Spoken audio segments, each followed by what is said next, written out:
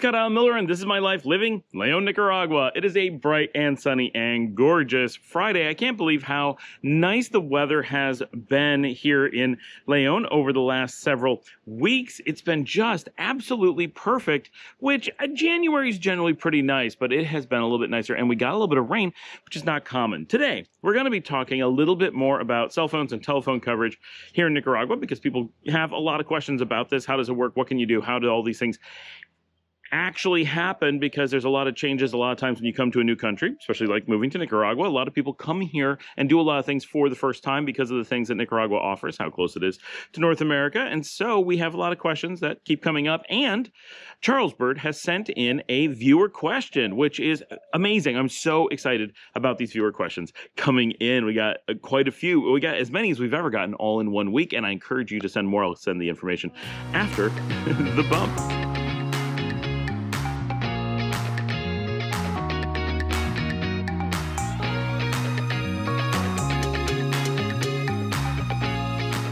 I'm recording today's show the morning after we did our second live stream of 2025, which I think went really well. We had a lot of people on for a really long time. We did over 7 hours, just barely, skimmed over 7 hours. We had extremely few technical glitches. I think it looked good, sounded good. We got the new microphone finally set up and working well, and I'm just very happy with how that went. And so many people joined, lots of new people, a lot of new questions, a lot of interesting stuff happening. That was a fun one, and a good number of views as well, and a lot of time on it. So just very happy across the board. Thank you everyone who does that. For those who don't know, we try to do a live stream every Thursday. Don't make it 100% of the time, but we probably do between 40 and 46 live streams per year. So we have a few that we miss now and then, but definitely we get a lot of them. So it's kind of a Thursday night tradition.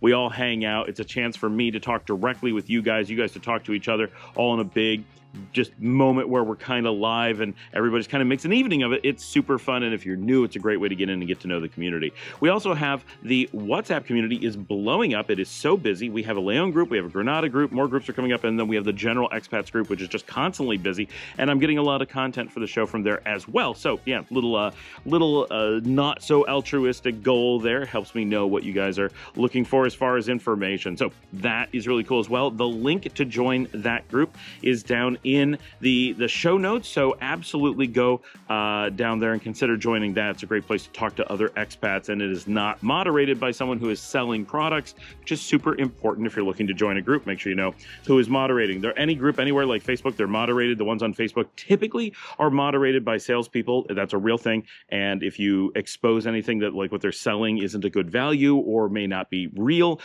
you're going to get banned. So you got to be careful with that information. So it's important to have groups where you can get that kind of information honestly. So great place to join if you're here or just looking at coming down, and certainly don't feel timid. Get in there and introduce yourself. So awesome stuff. Before we jump into today's questions, I do want to say, love it when you guys send in videos. Such a cool thing. All the information on how to do that is in the show notes. So if you see Charles today talking, go look down there. You can send in a video as well and be a part of the show. Love connecting you guys. So much fun. Okay, so we're going to actually get to Charles's question later because it's a very unique question to people with some very specific phone needs. So it's not super interesting, but it's great that he's here so you guys can see him. He's commenting all the time.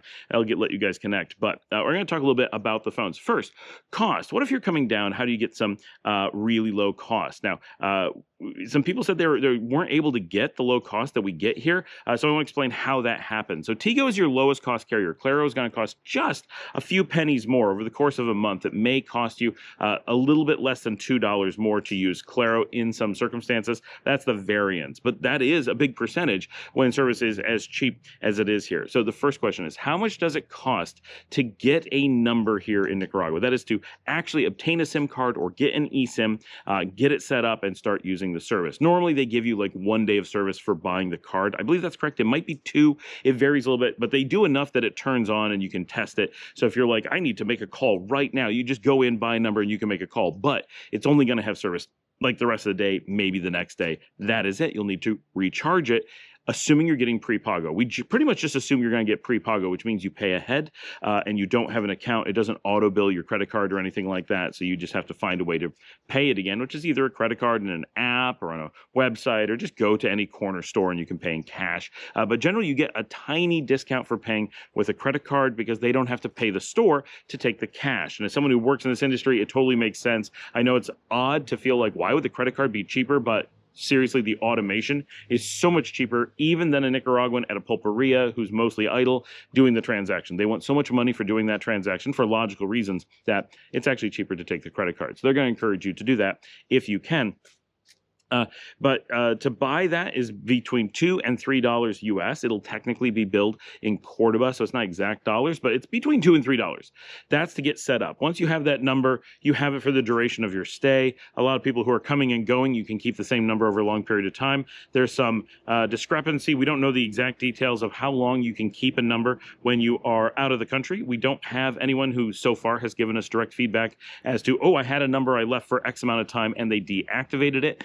Eventually, clearly, they will do so. I had a thought that it was quite long. We've seen some documentation that it may be between 60 and 90 days. Hopefully, it's longer than 90 days, or at least 90, so you can, go travel places and come back. That's really annoying if you have to get a new number just because you went on a long vacation. Because seriously, 3 months is not that long for a lot of us to go on vacation, especially if you're retired or a digital nomad. 3 months away from your home country, assuming Nicaragua is your home country, it's pretty long. If you're on vacation, you generally don't care about the number, and if it changes, not a big deal. And it's important, society here is used to changing numbers. That is the idea that you would have a single number that never changes, that you're going to use it for long-term multi-factor authentication for your banks. That is purely a North American concept. The whole world doesn't have that. That is purely US and Canada. Like literally nobody has that permanent phone number mentality. So all those things that depend on that the assumptions around that's purely North American, and not that you can avoid it just by realizing that. But when you come to Nicaragua and say, oh, but what would happen if I have to get a new number? Really nothing happens. And unlike what people assume, services like WhatsApp move fluidly from number to number. You do not have to get a new WhatsApp. You just connect all of your numbers to WhatsApp, and when you get a new number, you connect that one, remove old ones, and you can keep using it with everything. It's meant to work like that, right? It's really not a problem. So you don't have to find your contact list again. You don't have to reconnect. You don't lose connections as long as people are using WhatsApp correctly. Now, loads of people don't know, and they create new accounts, and it creates a mess. So it can be a problem, but that is someone misusing their phone, not caused by the changing numbers. You can avoid that pretty easily. It'll pop up and say this person has changed their number. Here's their new, it's an automated system to help you update your contacts. I still don't like the system. I think it's very bad. Clearly, things like Nica Habla are far more advanced and robust, but WhatsApp is what is generally used, so you kind of have to put up with its limitations, but that is not a major one. The reason, okay, so this is a big thing that I want to discuss. A lot of people are talking about that they just want to get, because it's super convenient, right, is Olafly or Gigacell, I think it's called. They got some, so Olafly seems to be quite expensive. Giga, and I hope I got the name right, and I'm really confident I didn't. That they were talking about in the Expat group. That one has really good pricing. Like it's pretty impressive what their pricing is. The nice thing about those services is you can be home whatever country you live in. You can go sign up, have it ready. You probably don't even pay anything month to month. You get to have the service, and when you're gonna go somewhere, either on arrival or just before you go, you turn it on and say, I want whatever, right? I'm going on vacation to, Buenos Aires for the next week. I'm only going to be there for a week. It's a vacation. I don't live there. I'm going to turn this on for 7 days, right? And you pop in 7 days, Argentina, and boom, you have good high-speed service at higher than local rates for sure, but at in the one case, quite expensive, and in the other case, really competitive rates in that country. And then you have fast internet, presumably, and probably no problems. I'm sure those things work really well. And so it's very convenient, especially for travelers. And it just makes it so easy to be prepared for things. So I think in a lot of cases, these are probably good services that you want to have at the ready as a backup, if nothing else. Now I know I made note, and there was someone pointed out that so Canadians often do have the ability to get phone service in other countries. What we mean when we say Canadians and a lot of people, Verizon users and AT&T users, don't have service in other countries, is that if they want to use the phones in those other countries, they have to pay an arm and a leg. They have to turn it on. It's a feature, and they're in like a full roaming mode where they're off network and they got to do something special. And it doesn't mean you can't make calls, but it means you really don't want to, and sometimes you actually can't. When we're on T-Mobile, we say T-Mobile has service there. What we mean is you're considered to be in service. You're actually still on T-Mobile. T-Mobile is communicating with you the whole time. It is part of your plan. You're not off plan. You're not into a roaming. They actually say turn roaming off on your phone because you don't want it to roam accidentally. It's a different thing. Now, depending on the terminology, some people consider that to be roaming. Some people consider it not to be. The problem is if you consider that roaming, we were talking about this, it ends up making everything T-Mobile does, even at home, be often roaming. And there's no way to know when you are or are not roaming without like watching your towers or something. But the important thing is with T-Mobile, or if you have the post-pago with Claro or Tigo, and you have the service for all of Latin America or all the world or whatever, you are in service when you're in other countries. And this is the thing that Canadians can't get with Rogers or Bell Canada. They don't offer in service outside of Canada, whereas T-Mobile considers Mexico, US, and Canada to be the US. They're a single calling zone, which the US code system also considers that. Those are considered domestic calls in the United States. So for T-Mobile to consider it, that kind of makes sense. But T-Mobile doesn't necessarily have towers in Mexico or Canada, but you can't tell when you're using the T-Mobile service. And when you're in the US, you're often not on T-Mobile towers because they just, a lot of third parties put up towers and allow other carriers to use them. So the idea of having your own towers is a gray area. Lots of carriers call things their own towers that are not. And people call things domestic and non-roaming that are actually roaming. It's a complicated thing, but what we mean by this conversation, to give context, is people who have those services where you have to either enable international service, that they simply block it, that you have to talk someone into it, that you have to pay for each day, that it's considered outside your network and whatever. That's the not having service, that's how we define that. And having service means that you don't have to do anything when you arrive in country. You are still on your plan. It may be slower. Now, with T-Mobile, you do lose something. You're able to make calls, but you do pay for the calls. But since we're talking about data in the modern world, like no one should be using a cell phone for anything for calls, especially here. We don't use the POTS phone system, plain old telephone system, for anything. Those calls don't matter, right? You're going to be using WhatsApp. You're going to be using data. You can make VoIP calls. All that works fine. All of them, if you connect to Wi-Fi and you have Wi-Fi calling, which as far as I know, all of them do, that will work, and it doesn't know you're not in US, Canada, wherever. Okay, so that's a little bit of terminology, and that's why people look at these eSIM programs, because so if you're on T-Mobile like me, or if you're on Claro Tigo, you have that post-pago with world roaming, then these eSIM programs don't make a whole lot of sense. They may offer some features that you don't have. Maybe they have a faster network or an alternative network, and that can be beneficial, but generally they're going to be relatively expensive for something you already pay for, or mostly already pay for. But the number of people who are on T-Mobile from North America is relatively low compared to all the other carriers combined. And so there's a number of people who need some kind of service because going with their roaming service is often unreliable or insanely expensive. So that's why those eSIMs are popular for one group of people, and another group is confused as to what function they offer. If you're with T-Mobile or with, it turns out, Google Fi, Google Fi, whatever it's called, is just a rebranding of T-Mobile. That is actually T-Mobile, has the same international coverage. So if you're on them as well, it's very confusing why someone would want these additional services. So that hopefully explains why. So if you can just get those and they're relatively inexpensive, why would you look at something additional or different when coming? Why would you look at Claro or Tigo when coming here to Nicaragua? Well, two reasons. One, if you're going to be here even for at least 7 days, we can't find a way to find any service that's going to be cheaper. So if you're on an extreme budget, this is going to be your lowest cost option. And the longer that you're here, the better it gets, because with those services, at least the ones we've looked at, there's no upfront fee. You may even get a one-time discount to try it out.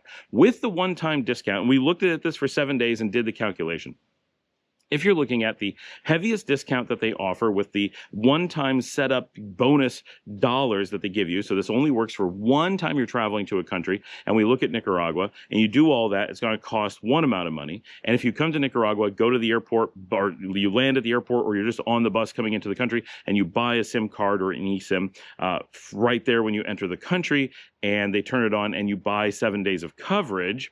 In the one case, you're paying, even with all the discounts, you're paying about $1 more for 7 days coverage than the other would give you for 8 days of coverage. And the one gives you like 1 gig of limited data. The other gives you, I think, 7 gigs of just certain types of data and unlimited of the important ones like WhatsApp and YouTube and Netflix and Instagram and Facebook, the things you generally use to communicate with where you are and the outside world. So 1 gig versus about 7 gigs, and limited versus unlimited on the things that matter, and 7 days versus 8 days, plus $1 cheaper for the one with all the extra features. So it's a tiny amount of money, and it's a number of features you may not care about. However, when you're traveling for a week, 1 gig of data might be kind of limited.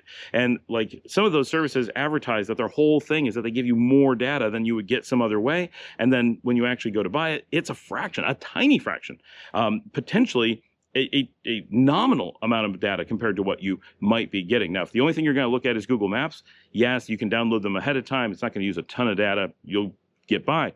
But if you have kids and they want to stream something, the one is useless and the other is really functional. So there can be a world of difference. But if it really comes down to it, if you're not going to go over that gig, or you're willing to spend a little bit more to get a little bit extra, the convenience of the one may outweigh it. And the tiny amount of money you're going to save, it's easy to say, whoa, I'm not going to take 3 minutes to stand in line at a store when I could just click a button and have it. I don't care about saving $1. Totally understand. So that makes sense. There's one major feature, though, and this is something that people don't realize in most cases, or they wouldn't realize until it's too late. And that is that in the one case, with the international one where you have the app on your phone, you don't get a local number. And so you don't have the ability to show up as being in Nicaragua. With the other, you do. And that's potentially a big deal. For some people, they will never know the difference depending on what your usage pattern is. But if you're like me, and this is a real example that I do when I'm traveling around Nicaragua, even now, right, as a Nicaraguan who travels around Nicaragua, when I'm in my home and I'm just hanging out, right, I'm not acting like a tourist, at least once a week, we'll be like, you know what, I don't feel like going out or going out again. I want to get some smoothies. I want to get some burgers. I want to get a pizza. I want to whatever. And we'll do delivery service to the house. Now we're here in the city, right? And if we're traveling to other cities, like I'm just, on vacation for the weekend and we go to Matagalpa, yep, I might have an evening where I'm like, you know what, we've been out sightseeing all day. I'm just feeling tired. The kids just want to watch some videos on their iPads. They don't want to go out again. Order some food in, absolutely. Or, this is a major one, I'm going to be in Managua. This happens a lot. And we either can't find a restaurant, we don't want to go get in a taxi, want to be able to have a drink and don't want to drive around, or really major for me is I'm there for business quite often, and I'm going to be flying in or out of the airport, and especially when I'm on my own or whatever, and I'm like, especially if I've been dropped off by taxi, I really don't want to go out looking for food. There's no food near the airport. It's an industrial area, and I can just go on my phone, order some food, and have hundreds of restaurants just delivered to me even quite late at night. That ability to have things like Uber Eats or DoorDash can be, for some people, a huge deal. And for other people, doesn't matter. They would never use it anyway. So this is one that the major delivery service for the bulk of the country is Pedidos Ya. And Pedidos Ya, this is important. And I was asked this, how do you spell that? It's Pedidos Ya, but we pronounce it Pedidos Ya. And that is orders already. It means like your order already here is kind of what they're implying. And it's from Uruguay. They are the dominant player in the food delivery space. So they're the Uber Eats.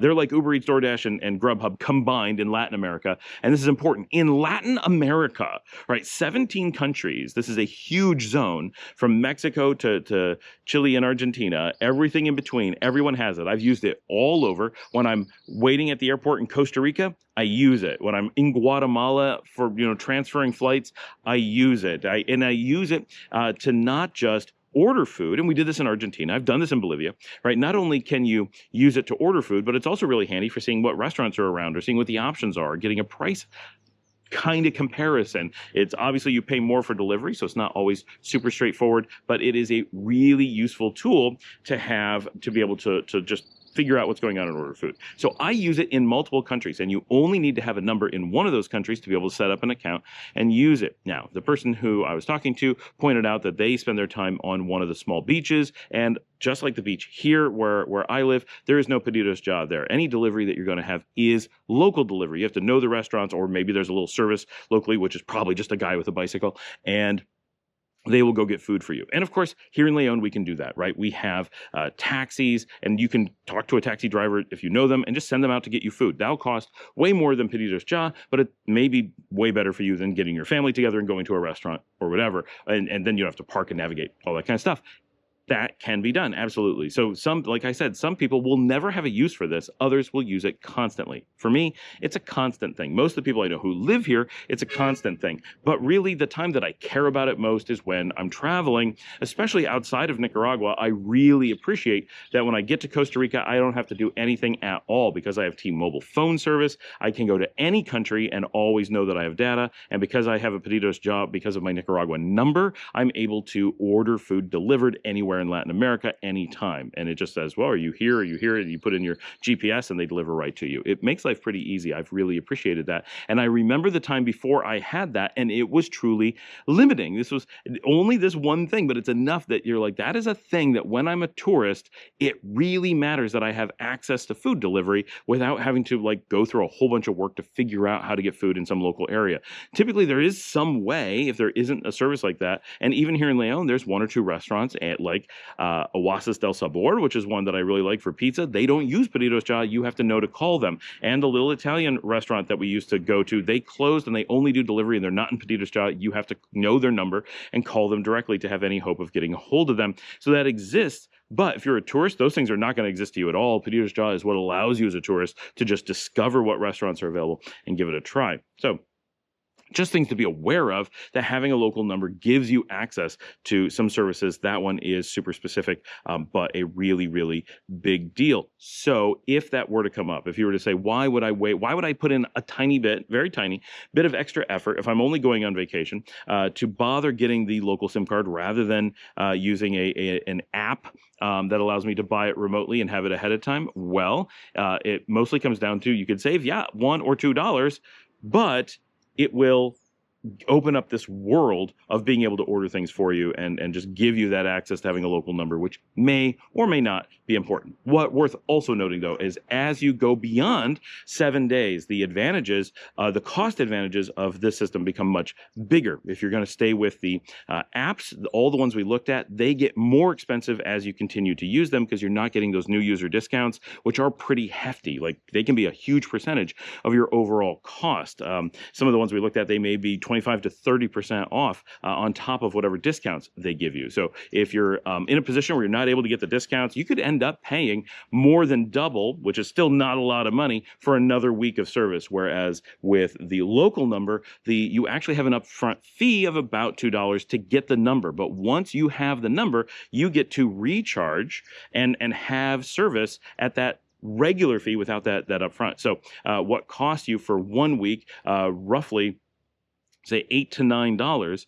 for another. I'm sorry, they say that's not for 1 week. 1 week would be more like $5. For another, if you were going to stay for 2 weeks, then it's only that $6 to $7. If you're going to stay for another 2 weeks, like you're going to add on 2 weeks, that's only $6 for an additional 2 weeks. You're at like about $3 per week, which is far cheaper than anything else. And so if you come back within the amount of time before they cancel your number, you don't need to buy a new number. You have that ready to go. You just show up, go in your app, put in your credit card, and say recharge, and boom, you're ready to go. So to give you an idea of what the price is, we looked at Tigo, which is the lower cost of them in US per month. Now, assuming you already paid the $2, you have the number, a month of service is roughly $11, $11.50. It is not $12 US. That gives you a ballpark of what it would cost. With Claro, I think it's like between $12 and $13 for a month. And to put it into hard numbers, it's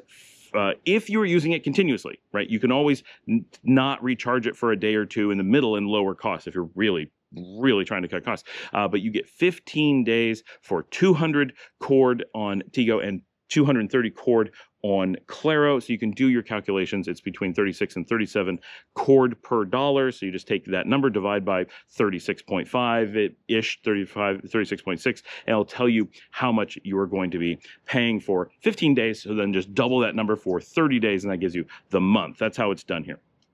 And you can buy, in some of them, 30 days. It's not as good a deal. Always buy the 15. You can buy, if as little as you need, you can buy a 5-day, a 7-day, right? If that's all you're going to be here, that might be a better deal. But once you're going over a certain amount, you just buy the 15 or 15 days.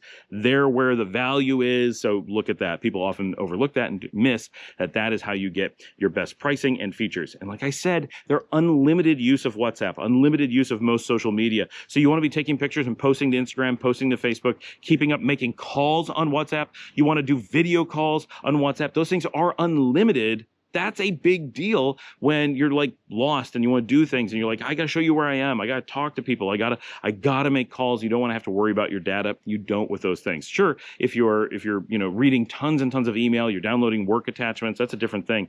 But when you're being a tourist or just being a local doing normal things, we never touch our data plans. And they're not that big. It's that all the things we use are just unlimited and they don't get measured. And so that's a really big benefit that I think people overlook. The one thing I wish was included on the unlimited was Google Maps. I don't believe it is. However, my recommendation is when you're going to go to a new country, always go and cache or download ahead of time the Google Maps for the region that you could be in. A little bit larger than the area that you plan to be in, right? You want to make sure you have some leeway. What if you get lost? What if you decide to go a little bit extra place? So if you're coming to Nicaragua, just get Nicaragua, or at least Western Nicaragua, like all of it, and have it downloaded so that you don't need to use data when looking. Not only will that keep you from using all that data during your trip, but more importantly, probably, is that it will be fast and responsive, and you'll be able to use it even if you're in a remote area when you're out of service, which is exactly the time you want to map most. And so I recommend that a lot. With that little bit of preparation, it makes your phone services just go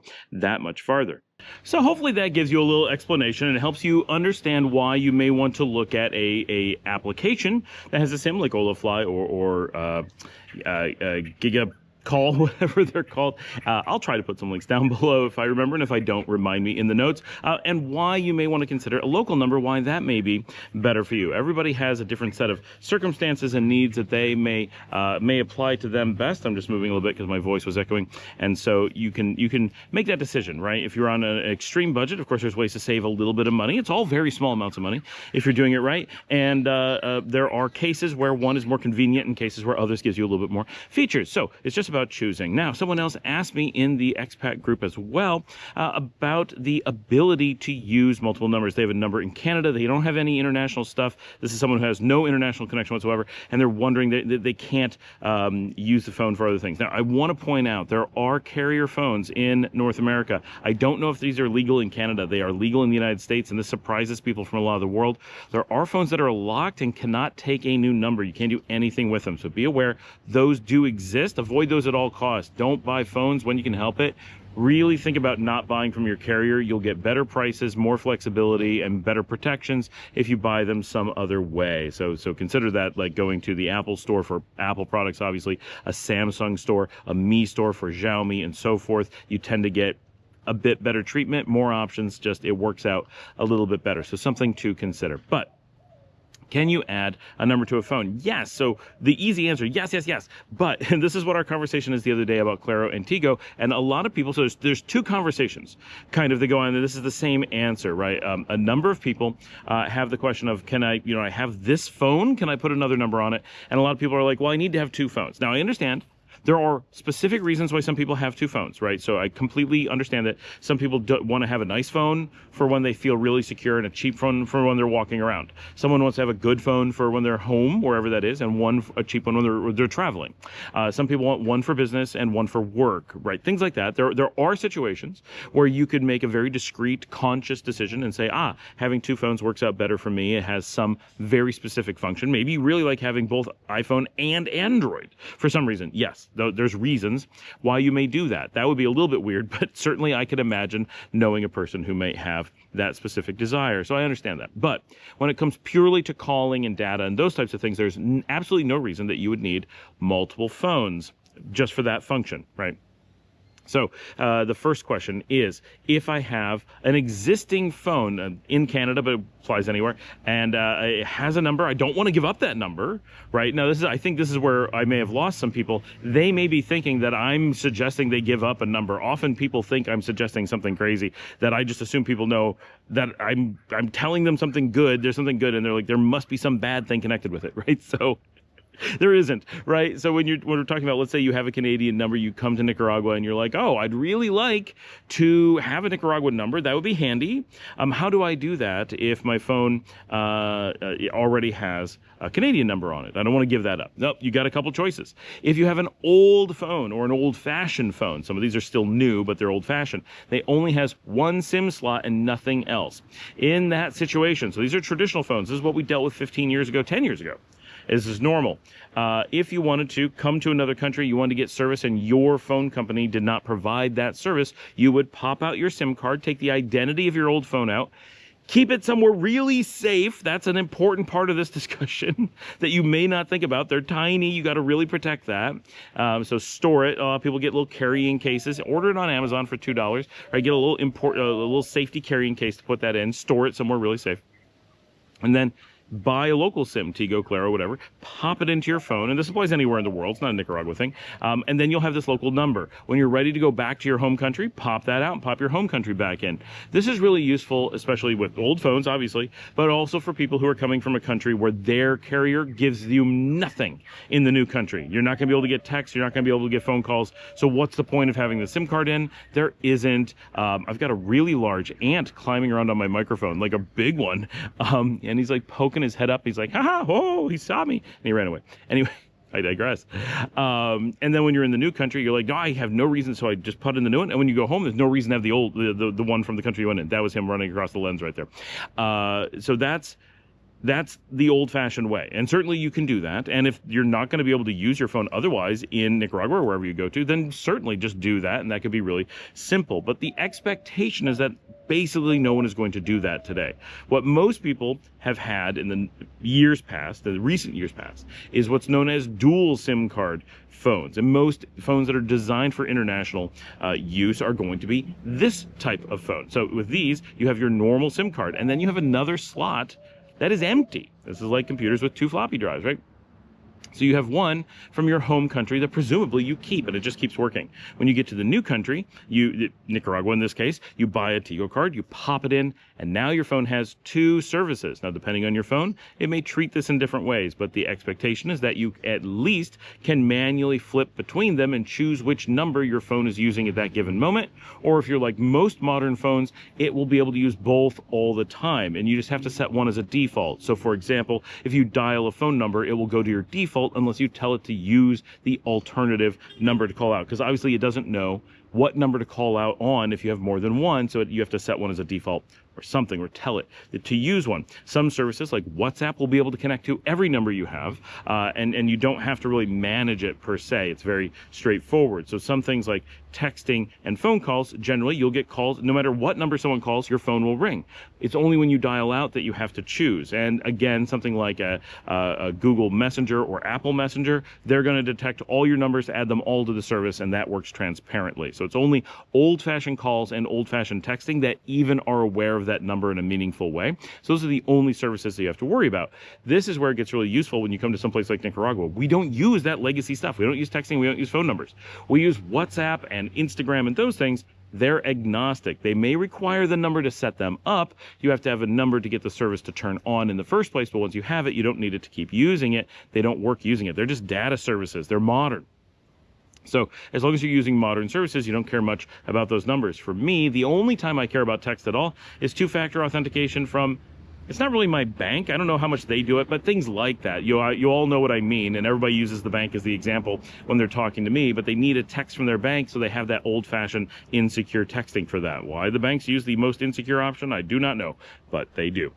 So that's a situation where I want that text, but I'm never going to just send someone a text. I'm never going to, because all people that I talk to are either on Apple Messenger, WhatsApp, Telegram, Signal, Nika Habla, and the list goes on. A lot of different things, but not texting. That I'm not going to use. So you have this really flexible system where you're just going to get data from the one. You can leave your default numbers on the other because you're not sending anything anyway in many cases. But both are there. You can use both all the time, one way or another. So yeah, you don't have any worries here. This isn't like a big negative. And no matter what, you can always go back to the one you had before. You have flexibility.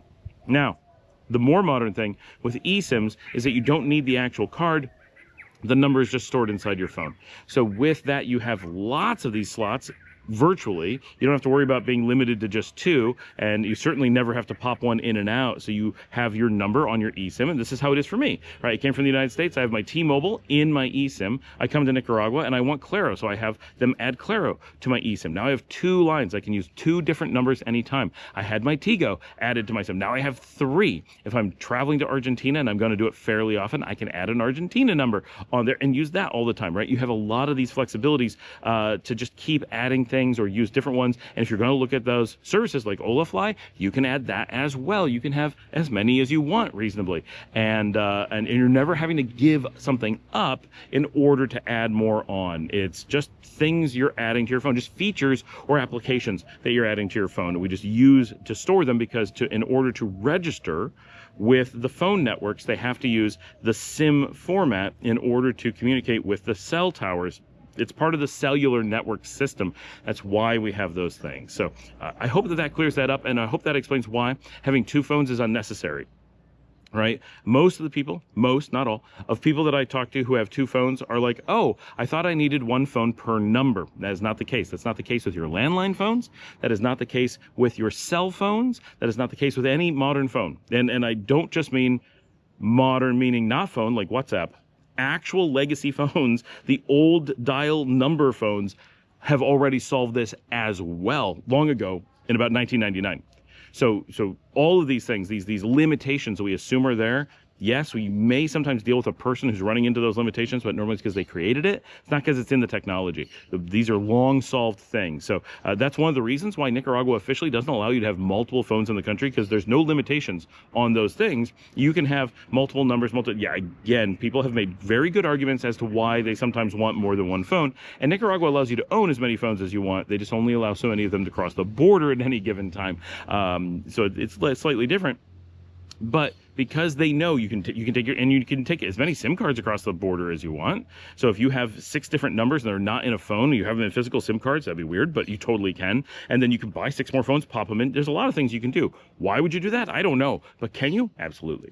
All right. So understanding that you have a lot of this flexibility and you can do things that are really convenient for you and makes travel really easy is important. So for me, I keep everything in my 1 phone, and I know no matter where I go, I can just change the settings and say, ooh, now I want a default call from this one or that one. And really, I never do. I never even have to do that. I keep it on 1 setting. A lot of times I simply turn off my T-Mobile because I don't want to accidentally use it for data, because what will happen is my Claro will run out of time and I'll start using the T-Mobile and I won't realize it.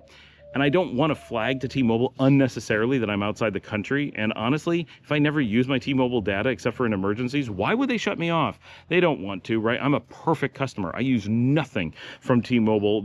I never make calls. I never text anyone, very rarely, only for those 2-factor authentications. And I use extremely low data. And sometimes I am in the US, and when I'm there, I use it. And so I am kind of the ideal customer. So while technically they may be able to find a way to detect that I'm on T-Mobile and cut me off, why would they want to? It would be shooting themselves in the foot. So that's an important thing, right? Make it that they would have to hurt themselves far more than they're hurting me in order to shut me off, and they're much less likely to do so. Also, when I am getting texts and things from T-Mobile, almost always it's via calling through Wi-Fi, so it's not using their network anyway. It's completely free for them. So I'm really beneficial to them. I'm only paying them to maintain a US number on my behalf.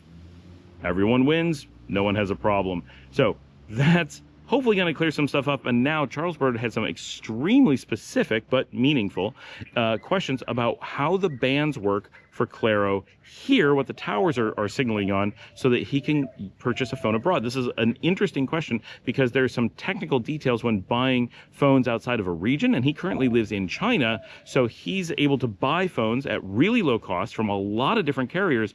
But the way that phones are generally used in China, whether it's their bands or their SIM cards, are different than the way that phones are generally used in the United States. customs that we have here. And so to some degree, you want to be aware in this. If you're buying in the US, you're buying in Mexico, you're buying in Argentina, this region, we basically have all the same tech, all the same approaches to things. So you never have to think about this stuff. But when you start buying in China, it's such a large market so far away. It's just like, oh, I bought a new, vacuum and I got it cheap while I was in China. And then you get back to North America and realize that the plug doesn't go into your wall and it's not designed for the same kind of power. Oops, right? It's kind of like that. So he has some questions about phones in China, and we're going to follow up because I was able to get this information for him. So, Charles, take it away. Hey, Scott, I have a slightly obscure question today about 4G or LTE as it relates to the frequency bands in Nicaragua. So from what I've seen on cellmapper.net, bands 2 and 4 are predominantly used, and also 28 and 66. But it's not, official. It's kind of user submitted. The reason why I ask this is because I'm looking to purchase a phone outside of the Americas, where they use different bands. Let's say for Europeans, Africans, Asians, they all kind of share the same bands, frequency bands, and I'm looking to get a mid-tier Android device, so it doesn't have necessarily bands 2 and 4 on all the mid-tier devices. The flagships, yes, but if I can save the money, then might as well. So my question to you is, if you could look on your phone, if there's different apps that you can sort of see what bands are predominantly used. Is it always 2? Is it always 4? Is it 2 and 4? Could I get away with not having a phone that supports band 2 and just band 4? Yeah, I'm just curious to hear what it's like on the ground there, and maybe a small comparison on the two providers, which you prefer. All right, thanks a lot, Scott. Thanks, Charles. So here is the information you were looking for, and as you can see, I'm using Claro. The reason I'm using Claro is because I ran into some problems with Tigo and they gave me a hard time and basically broke my number and tried to make me pay double, which is just a few dollars, but for their mistake, and they didn't have any way to show that they had any confidence or to give me confidence that they were actually going to fix it. So I ended up moving to Claro. I feel that Claro has slightly better coverage and better performance. So if I was going to be purchasing just one, I would be going with Claro. I feel that they are the stronger choice. However, if you are like me and use T-Mobile, they piggyback on the Claro network when you're here in country. So in that one situation, I would prefer Tigo because it gives you both sets of towers so that if something's wrong with Claro, you have Tigo and vice versa riding on T-Mobile. But if you're only using one, I would use Claro. Claro definitely has better eSIM management. Tigo depends on SIMs and will transfer you to an eSIM, and sometimes it breaks. Claro has direct to eSIM, does not need to go to physical SIM and transfer it. So that's pretty nice. Overall, Claro sometimes costs just a tiny bit more, maybe up to 10%, but they're very close in their packages, in their pricing, and in their features. So it's kind of 6 of one, half dozen of the other. But if you have dual networks, do whatever one gives you the best range of towers. And if you're going to select just one, I would default to Claro, but a lot of it's really up to you.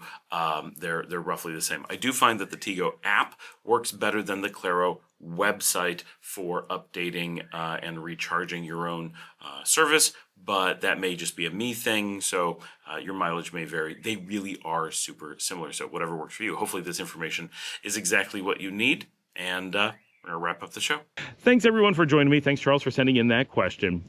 We've had a number of questions this week about phones and phone services here in Nicaragua, so hopefully this is great information for everyone. And as always, get in those comments down there, ask your questions, send in a video. If you'd like to support the channel, you can buy me a coffee at buymeacoffee.com/Scott Al Miller. You can join our WhatsApp communities, whether a local one for a specific city here in Nicaragua or the general one talks to all the expats. We're going to open one for people to practice Espanol, which could be a great way for people to practice with other people who are learning Spanish but have access to some native Spanish speakers who can be like, you're gibberish, stop that. That's about it for me. So thank you for joining us. I will see all of you tomorrow.